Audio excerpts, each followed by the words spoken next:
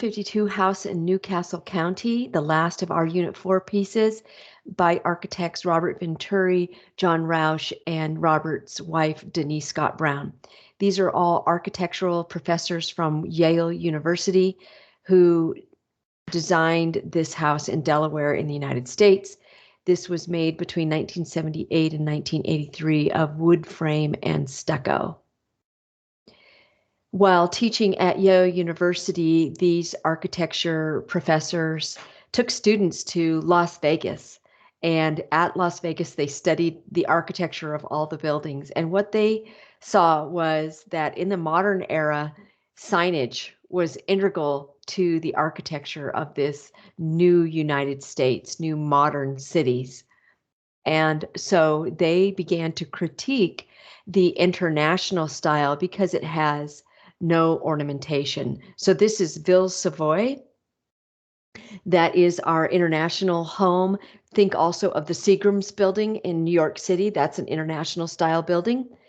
And they instead wanted to move toward incorporating any style from history into a building. So this is Venturi's house, designed. It's the mother of Robert Venturi. And so you can see here that he's got like this fireplace chimney that's off balance. Here we have the semblance of an arch. And we have these windows that are kind of like the international style. It's just this funky house, and it really conforms to no style. Instead, it plays with style from the past. And I guess this is also formed, probably should be context. This should be context too, because Venturi, Rausch, and Brown wanted the house that they were building in Newcastle County to blend in with the other neighboring buildings. And you can see this was a rural area with lots of barns, some of them left whitewashed, wood shingles. And so they wanted the house in Newcastle County to, in terms of form, blend in with the environment and look like similar houses nearby or buildings like barns.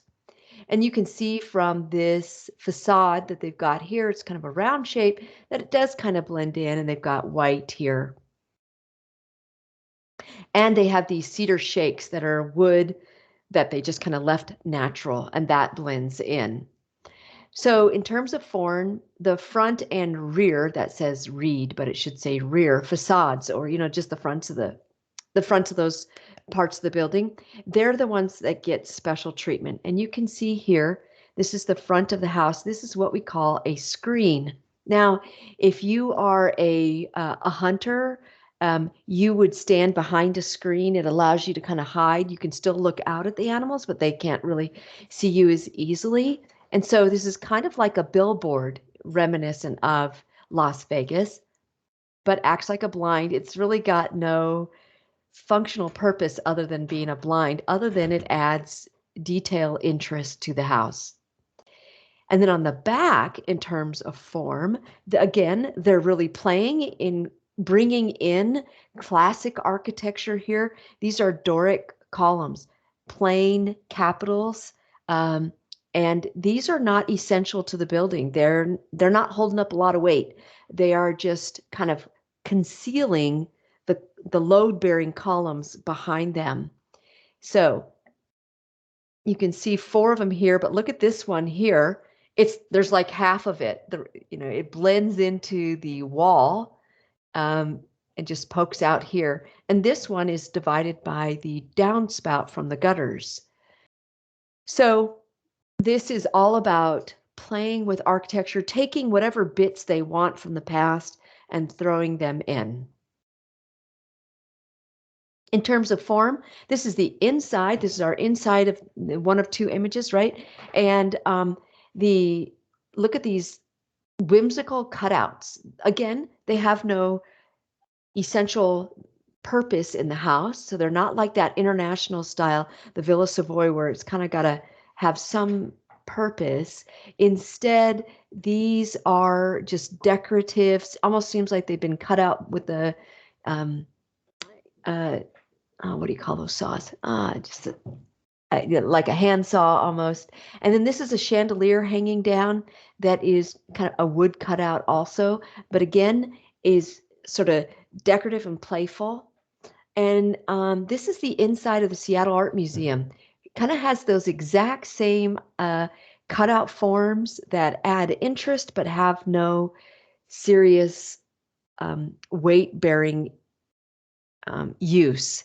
And Venturi, Brown, and Roush designed the Seattle Art Museum as well. So that's their interior. It kind of matches the house in Newcastle County in terms of form. So function, and I just noted I didn't do any content. In terms of function, this is a home for 3 people. That's its out and out function, but it also functions as a postmodern style. So it's a response to the international style, and it is not solely about function. It's more almost cartoonish with these Doric columns, and it's playful on the inside. I mean, this room serves the purpose, the function of housing all of the homeowners, musical inclination. I mean, there's an organ, 2 grand pianos. What is that? Almost a bass or cello. So that's its function, is to incorporate all these wild schemes. And here, I just want to show you some other designs by the same architectural group. Look at this form. Whoa. So in terms of function, it's not just, plain and simple doing the job. It is really playing with some form. And here, just to show that they can do classic design as well, this is a library with the form of a Greek temple and Ionic capitals and fluted columns. And then here's a house, the Abrams House in Pittsburgh, kind of wild postmodern. And this is the Seattle Art Museum with the Hammering Man statue on the outside that was designed by the same architectural group. Okay, so that's House in Newcastle County, a postmodernist response to the international style, designed by architects Venturi, Roush, and Brown, made in the Delaware in the United States in 1978 to 1983, wood frame and stucco.